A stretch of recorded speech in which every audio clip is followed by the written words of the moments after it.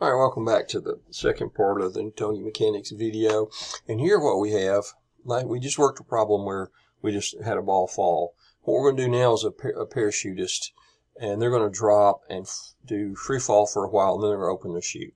And the way we're going to model that is that their coefficient of friction, the B, which will be multiplied times the velocity for the drag, changes suddenly. And so we'll basically have to work two problems and connect them.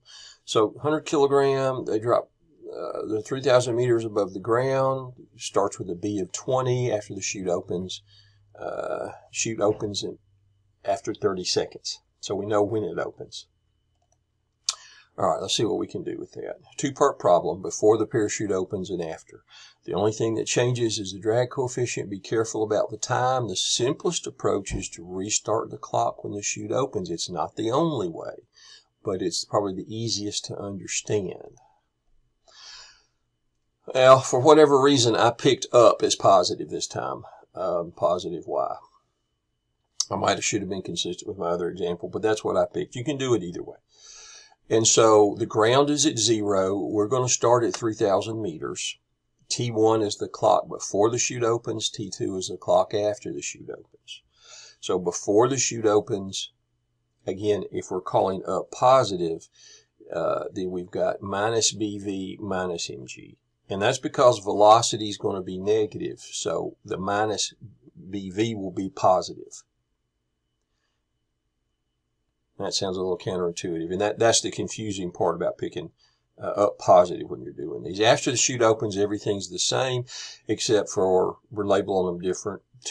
One before, two after.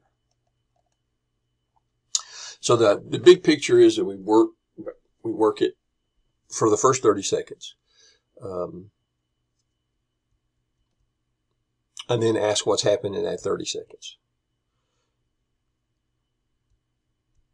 And then that'll become the zeros, the Y0 and the V0 for our second, after the chute opens, for our second equation. All right, so here's the process. So we got MA minus BV minus MG. And A is dV dt. So we're going to divide out the M. And again, I know that I want V by itself. And so I factor out the minus B over M. And if you multiply through, you'll see, if you divide this by M, then you'll get, multiply through here, your M cancels your B, and you get minus G, as you should. Again, that's separable, so we bring that down here. We bring the dt up here, and we integrate. Again, that's going to give me the log, and technically it should be absolute value. It just adds a few extra steps to show that you get the same thing either way, on either plus or minus. And we get the minus constant times t plus c. Again, we make both sides power of e. We move the m. We didn't move it over here, but both sides power of e. We break up the e to the c and call it k. And so we have, again, I did symbols this time, and the reason I'm doing symbols is because the form of the equation is the same. It's just the B1 and B2 are different. So rather than go through this both times, I decided to go ahead and do the symbols. So that's my equation, M minus mg over B plus k. So if I use my initial condition that when it's 0, I'm going to have 0 velocity because we're just jumping out of the plane, then that lets me solve for k. I plug in 0 for the time, and that becomes 1. Apparently 9 to 80 over 20 must be 49, and I get k is 49. And so here, if I plug that back in and factor out the minus 49, I got 1 minus. So when this term goes to 0, your terminal velocity is negative. It's minus 49. Now the chute opens at 30 seconds, so what's the speed then? Well, I just plug in my 30 seconds. And so I know the speed of the parachutist in free fall is going to be minus 48.9. And that will be the T2 equals 0 value for velocity in the second problem. And now we're going to integrate this, or rather this, in order to get our y. V is dy dt. Separate and integrate. Plug in for the v. integrate. You got a minus 49, so minus 49t. You got a plus 49e to the minus, so basically you divide by the minus 1/5. We're going to use the initial condition that we started at 3,000 meters. I plug in the 3,000, I plug in 0 for t, and I find c. So I get that. So my y of t1 is, plugging these things back in, this. And if I plug in 30 seconds, I get 1775. So I know that the v and the y is a function of time from 0 to 30 seconds.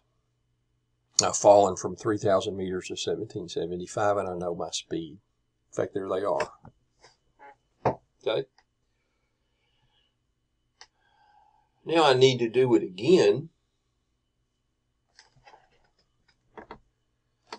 So I'll go back to the v of t, and now t is going to be t2. And my initial condition is that when t2 is 0, then I get minus 48.9. So I plug that in and solve for k and get a 39.1. So here I have v2 of t. So that's the time, that's the velocity on the way down. And then again, I'll have to integrate that to get the y2. So I integrate that. I use the condition that at 30 seconds, I got 1775. For my, there's a typo. That should be meters, not meters per second. That should be meters, not meters per second. I'll try to fix that on the slide. These are old slides, so maybe one of those I have to totally retype it. I don't know. But anyway, plug that in, solve for your c, and you have your y2. There's a graph. Here's the v1, and there's the v2. Here's the y1, and there's the y2. Very quickly attains its terminal velocity, which is much lower. So this is the velocity. So they're getting faster and faster and faster. Then there's a sudden change, and they go on the rest of the way down much slower. And you can see that reflected in the y versus t. When does it hit the ground? We will have to use the y2, and it's whenever the y is 0. So if I plug in 0 for the y, I'll call the time it hits the ground t. Then we got sort of the same situation we had. If t is fairly large, then that'll be approximately 0. So we can drop it and we solve for t. So that's our approximation. Now to know how long it's in the air, remember we restarted our clock. That's our second watch. It starts at 30 seconds, so we have to add, so it's 2007 seconds. The problems you want to look at are the odd 1 to 9 and maybe 13. They're all kind of long, so but nonetheless, you can take a look at those. And if you have any questions, shoot me an email.